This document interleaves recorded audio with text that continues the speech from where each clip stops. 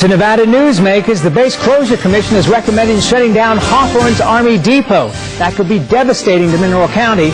We'll have the details. Ray Hagar has the rundown. Thanks, Sam. Today's guest is Cichowlaz he's a president GM of Day and Zimmermann, the group that runs the Hawthorne Army Depot. And coming up on the Power Pundit panel today, Jason Geddes, Harry York, and Andy Barbano. It's all coming up next on an all-new Nevada Newsmakers.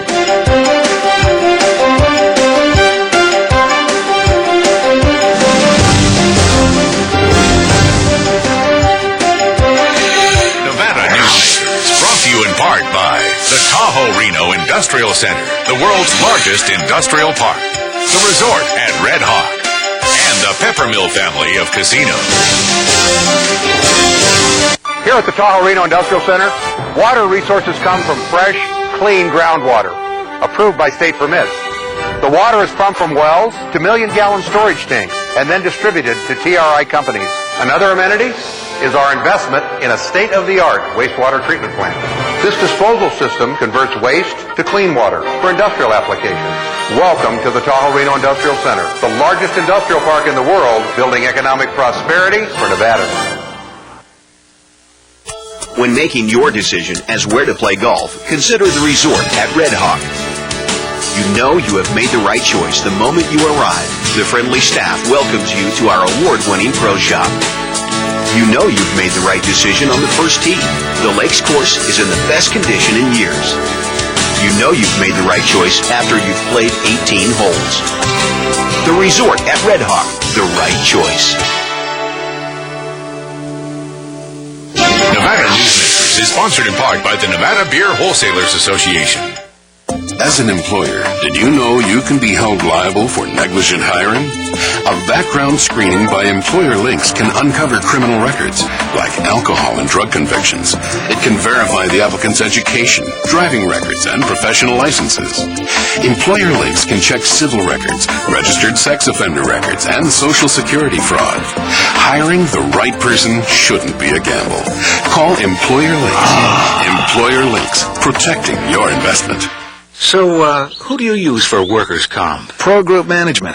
Ah, I've heard some good things about them. You bet. Employee background checks, safety training, claim seminars. Oh, and here's the great part. If you have an issue, they work for you, not against you. Sounds perfect. And expensive. Well, that's the best part. They saved me 30%.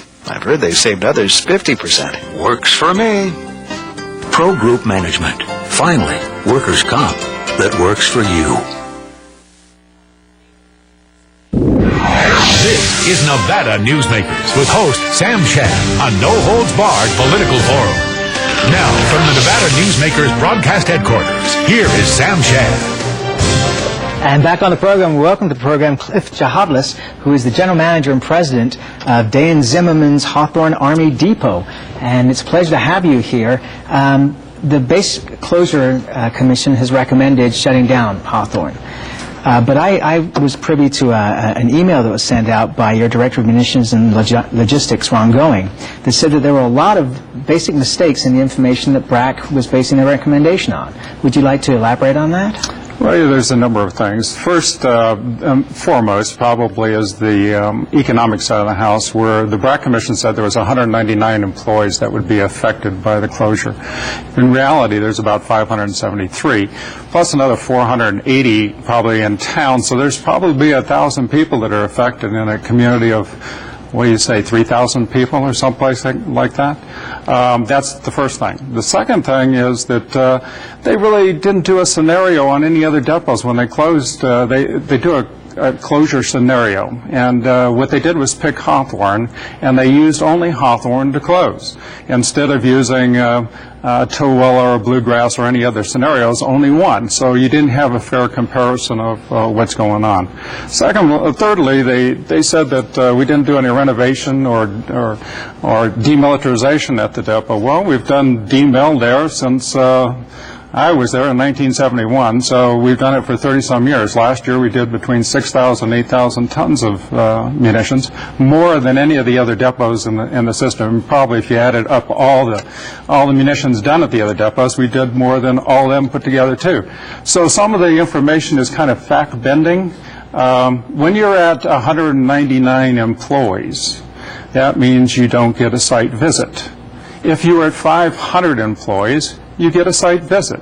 And I believe the BRAC Commission ought to come to Hawthorne, Nevada and see what's going on. So they recommended the base be closed without even inspecting the base itself? Absolutely, because what they did was set criteria that the commissioners would come to a certain location if you met that criteria. And if you're at 199 employees, you don't meet that criteria. It's a magical number because nobody can come up with, how do you come up with 199 employees? Can't do it.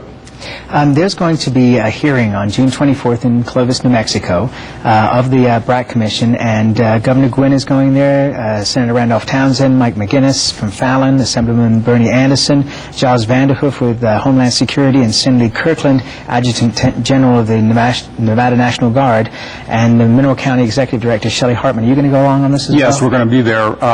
Contractors cannot speak.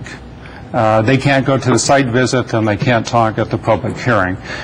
So we are the contractor. We have 550 employees at Hawthorne. It seems like we have something to lend. I have been there for 35 years and the company has been there for 25 years. Yes, I've got one of my directors of demilitarization's going, my marketing person I'm going to. So yes, we'll be there. You know, what is the mood of the people in Hawthorne? They have this base closure hanging over their heads, and then they also have the Walker Lake issue where the huge lake right out of town it just keeps shrinking and shrinking to a point where it has so much salt in it won't it's not home for fish anymore.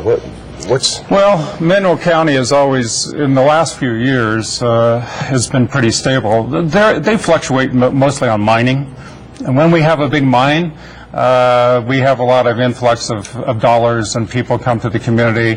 The base has been pretty stable at 500 plus or minus people. And Walker Lake draws something to it, but not as much as Lahontan and Pyramid and some of the others in Lake Tahoe. It's 131 miles from Reno.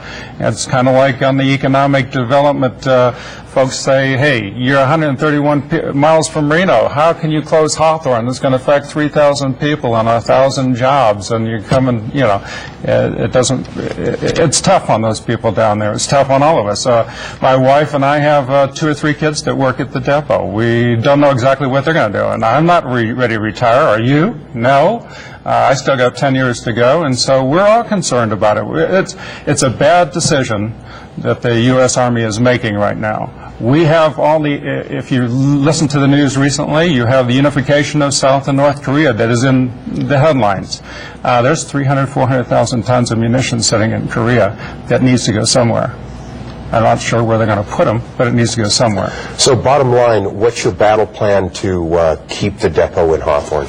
The first battle plan is basically was to let the government know that there was inaccuracies in the report that was filed in '03. Second thing is that, hey, take a look at the future. What are you guys going to do in the future? You've got a $3.5 billion facility down there, and you close it, you'll never get 146,000 acres back. Or 3,000 buildings. You'll never get it. Right now we've been using it for training for Iraq and Iran, and I said Iran, but I got a feeling that that's the same kind of terrain, and if we get there, we get there in Afghanistan. So we're using it for that.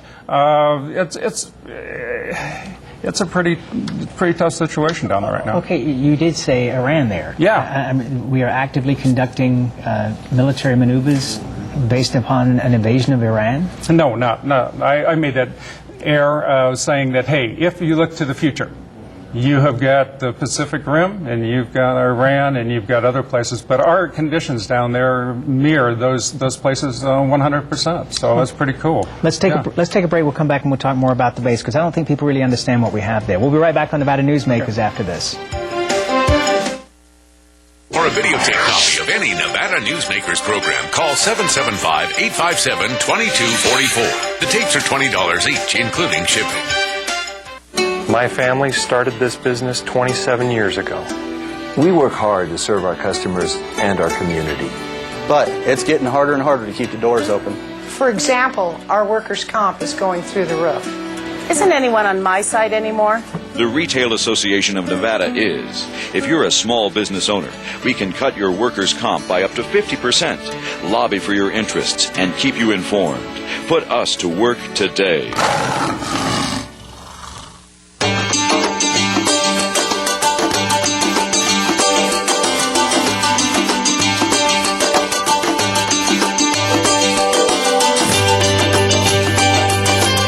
Thanks to an ongoing commitment by America's mining companies, more than 2 million acres already have been reclaimed. To learn more about reclamation or other aspects of mining, visit nma.org. The National Mining Association.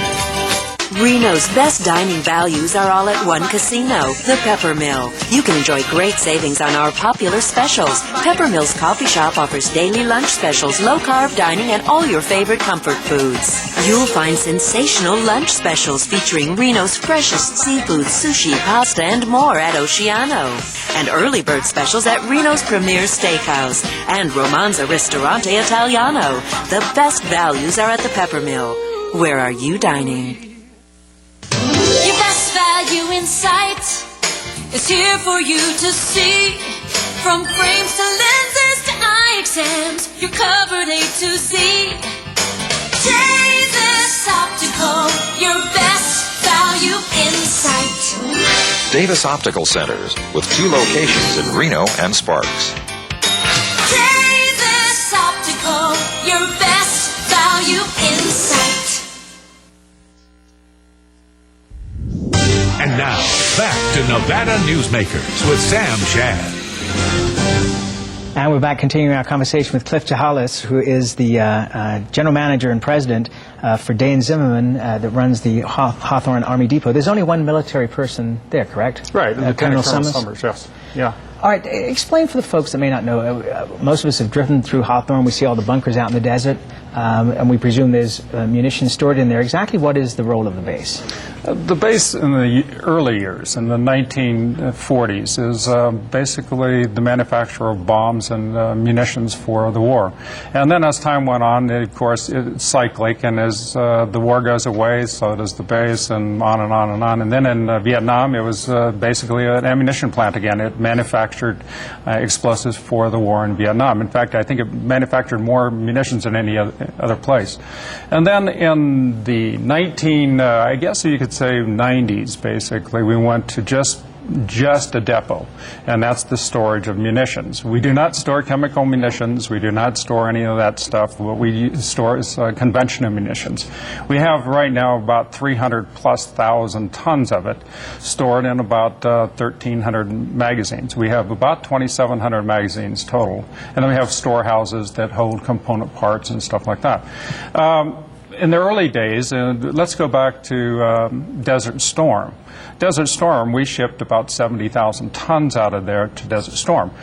After it was finished, we received 175,000 tons back for storage and disposal. And what we do is store munitions, account for munitions, secure munitions, and then we end up renovating munitions for the future warfighters, which we're doing today. We're processing 105 millimeter cartridges down there now. We've done about 300,000 of those because we're the cheapest in the country. And then all obsolete munitions, we do demilitarization, which is the tearing apart and recovering of the component parts and explosives. We sell them explosives to the mining industry. We sell your scrap to the car industry. So that's pretty much what we do. And then we also do training. We had 100,000 Marines down there a couple weeks ago doing training down in the area. They were doing pre-deployment training for Iraq. So that's what they were doing. We do testing. The Marine Corps has a test facility there that takes ballistic testing of all your mortars, your 81, 60s, your 105 millimeters. They do the testing out at this range. And then on top of that, we have the Navy that is a tenant down there that recycles batteries and that they do mine components and torpedo warhead stuff. So it's pretty much all your munitions. They do something down at the Hawthorne Army Depot. It is the best place in the western United States. If this were to close, what would it do to our state's readiness against terrorism? Would it have effect on that? I don't really believe so. I believe that the depot is self-sufficient. It's a military depot. It's for military purposes. We do not support homeland defense. We do have a number of guards down there, but we don't. That can be used for whatever purpose. But I don't believe so. No. Okay. Even if they were to say that the base is to be closed, it is still going to be a long time before that base actually really closes, because you have contracts in place, don't you? We have a contract in place for the next 4.5 years, and they said it was going to take about $180 million to close the facility. We figure more like $1.3 billion. By the time you move the munitions out to some location, by the time you demil whatever's left, demilitarization or tearing apart the munitions, whatever's left, and then you end up with the environmental cleanup, which is going to take significant time. They say that we can move the munitions out by 2011, and that we should be able to demil it around that period of time, whatever's left. And then the environmental cleanup is going to take between 5 and 10 years, and it's going to cost them a significant amount of money. A lot of we talked earlier were production facilities. And so back in 1940, you did not have all the Clean Air Act and all the other things, so there is some contamination down at the base. Yeah. Well, bottom line, how confident do you feel in the fact that our leadership can save this base from being closed? Because, quite frankly, there have been very few sites that have been on the BRAC closure list that have ever been pulled off of it. Right. Somewhere around 15%, I think, is the magic percentage. Well, this time along, they were supposed to look at a puristic way of doing business, and that is military value. What is the military value of the Hawthorne Army Depot and all the other depots? We're going to close the one that does the lowest military value. Unfortunately, Hawthorne has one of the highest military values. They want to move a high military valued location into a small military value location, which is Tahoe. So honestly, I think if they do a fair evaluation, if we see a site visit, which that's what we're trying to get, and they do a fair evaluation and look at the world situation today, I don't think the Hawthorne Army Depot will be closed. We wish you the best of luck. Thanks so much for being here, Cliff. We'll be right back on Nevada Newsmakers after this. This is Nevada Newsmakers. For more than a decade, the Southern Nevada Water Authority has been helping the community embrace conservation as a way of life. That includes replacing more than 50 million square feet of grass with water-smart landscaping. During the worst drought on record, watering restrictions and tough landscaping codes have reduced the community's water use by billions of gallons, even as thousands of new residents were moving into Nevada. That's smart water management, and that's our promise to Nevada. When making your decision as where to play golf, consider the resort at Red Hawk. You know you have made the right choice the moment you arrive. The friendly staff welcomes you to our award-winning pro shop. You know you've made the right decision on the first tee. The Lakes course is in the best condition in years. You know you've made the right choice after you've played 18 holes. The resort at Red Hawk, the right choice. I tell you, John, this industry has really changed. Tell me about it. You seemed to do pretty well last year. What's your secret? No secrets. Although I'll tell you something. The smartest thing I did was sign up with Pro Group Management. Really? Yeah, they do workers' comp, right? Yeah, their services are great. And get this, they saved me 30%. I've heard they saved others 50%. That works for me. Pro Group Management. Finally, workers' comp that works for you. As an employer, did you know you can be held liable for negligent hiring? A background screening by Employer Links can uncover criminal records, like alcohol and drug convictions. It can verify the applicant's education, driving records, and professional licenses. Employer Links can check civil records, registered sex offender records, and Social Security fraud. Hiring the right person shouldn't be a gamble. Call Employer Links. Employer Links, protecting your investment. And now, back to Nevada Newsmakers with Sam Shad. Well, I got to tell you, we just did our interview here with the chief from Hawthorne, and he left us goodies, and we want to show you. This is a T-shirt that they sent us, and it's got great inscribings on the back, and it says, "No Brack, no ghost town, no way, Hawthorne, Nevada." And we're with you all the way, folks. We hope it works out, and we'll keep following the story. Okay, our Power Pundit panel today. Home of the Serpents, Hawthorne High School. Andy Barbano is here, the editor of NevadaLabor.com, Jason Geddes, former Assemblyman, and Harry York, president of the Reno-Sparks Chamber of Commerce. Welcome to you all. Ray, dive in. Well, yesterday the Las Vegas Review-Journal folks, as you probably know, published their poll of the best and worst lawmakers of the 2005 legislature. On the top was Bill Raggio and Barbara Buckley. On the bottom was Sharon Ingle of Reno and Sandra Tiffany of Henderson. And I got to say that it was a fun read, but all this is a popularity contest vote, and so I would say Raggio and Buckley are the legislature's homecoming king and queen for 2005. that biennial poll has no credibility and never has, largely because they've never polled me. So unless I get my licks in, it can't possibly have a good broad cross-section of Nevada public opinion. And of course, it was the Review-Journal, so Senator Bob Beers was named as the top freshman senator. What do you expect from those crypto-fascists at the RJ's editorial page? Okay, Jason. I'm still dealing with crypto-fascist. I don't know. Whatever I mean, it is just a poll, and it's just a popularity poll, and it goes out to the legislators, and it had less than a 40% return rate and lobbyists. But, I mean, Raggio and Buckley are very effective legislators. If you look at their legislative agenda and what they got through a lot of things. And as we were talking before the show, you looked at the negotiations on the final budget where they were splitting out buildings, and when Senator Raggio goes in a room and he wants a $32 million building, and Assemblyman Arbery wants a $25 million building, and you come out of the room and Raggio's got $32 million and Arbery's got $1, that's effective. To say the least. I would say Bill had one of his best years, certainly since I've been here. And he had an awesome year. He got the things done. He moved the governor's agenda, and you think about part of that at the end probably could have been finished a few hours sooner, but they got it done in the last 12 hours. Ironically, Bill Raggio was supposedly going to be ousted as either the leader of the finance, majority leader or finance committee leader, and he consolidated his power, and he seems now he's more powerful than ever. I'd like to quote from the Las Vegas Review-Journal's editorial this morning on this poll, and they said, Sharon Ingle of Reno, the lower house's loudest voice for spending restraint and tight property tax caps, was judged the worst member of the Assembly. The report cards are further evidence that lawmakers and those who surround them believe all the state's problems can be solved with the addition of several hundred pages to the Nevada revised statutes, that Nevada would be a better place to live if only residents would hand over their wallets and let government take care of them.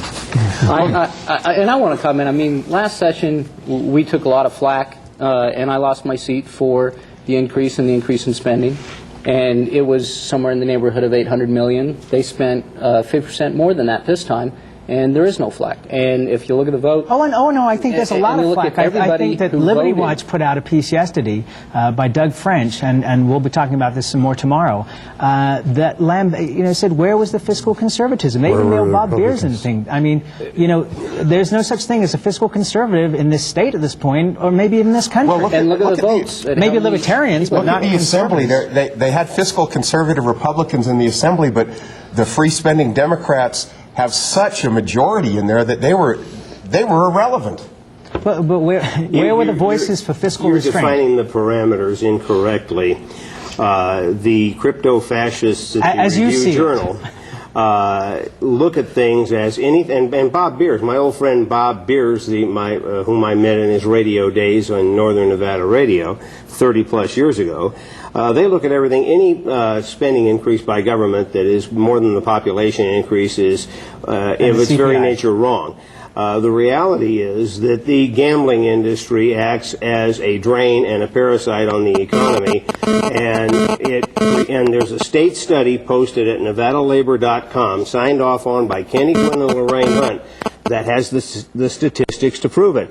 The gambling industry is a drain, and when you're growing and your major industry creates a lot of Walmart-style social problems, you have to spend more than the population increase. So the whole idea that any spending more than the population increase is wrong is absolutely fallacious given the Nevada economy and how far behind reality we are. But look at Bob. I mean, Bob is a fiscal conservative. I mean, you look at what he brought up. Senator Raggio early in the session had a debate on what areas to cut, and Bob was the only person who went to that table, and he listed specific items of where they could cut out of this budget. And if you want to talk Walmart style of budget, we do have that here, but every state has it. I mean, Walmart's not unique to Nevada. Nevada has a gaming economy. You look at the jobs that gaming puts in, there's some very good paying jobs in there with the culinary union and the jobs that people are working. It brings a lot of money to this economy, and without gaming, I would hate to think where we are. I mean, gaming's a part of our history, and they provide a great boon to our economy for all sorts of jobs. Hang on a second, let Harry have the last word here. Well, I was just going to say that the gaming is more than, it's part of this whole piece of the energy that we have going on in Nevada. And now and its success has now brought the other industries that we currently have that are attracting why people are moving here. And I think that you're seeing the gaming industry changing before your very eyes in Southern Nevada, with instead of just standalone properties, now whole communities being built. And it's going to be an interesting social experiment to see how this continues in the coming years. Put Count Dracula's castle in every neighborhood. They're working on that. We'll be right back on Nevada Newsmakers after this time out. Take a shower, will ya?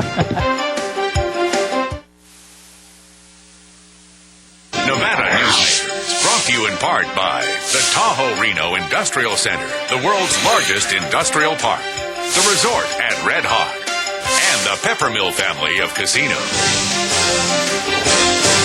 High-tech companies demand perfect world amenities. They require clean, reliable power, state-of-the-art fiber optic communications, and clean water sources. In a perfect world, companies would have immediate access to rail and interstate freeways.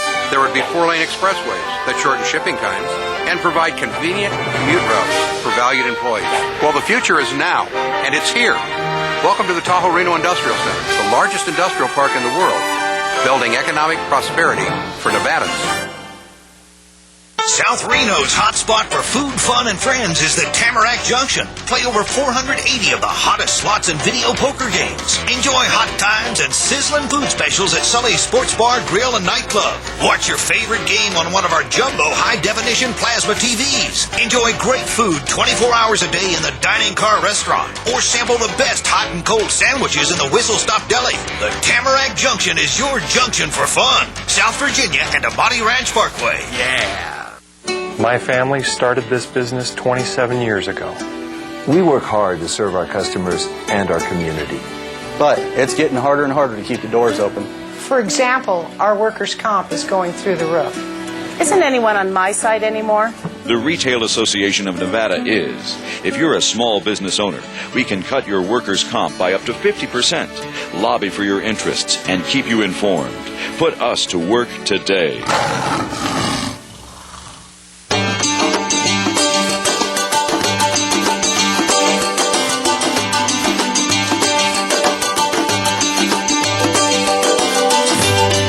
Many of the materials we rely on every day come from the ground, and modern mining technology brings them to us cleaner and safer than ever before.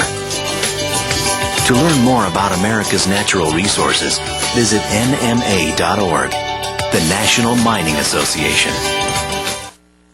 And tomorrow? Well, Sam, we're going international. We're going to be talking about India and China. We'll see you tomorrow. Bye-bye.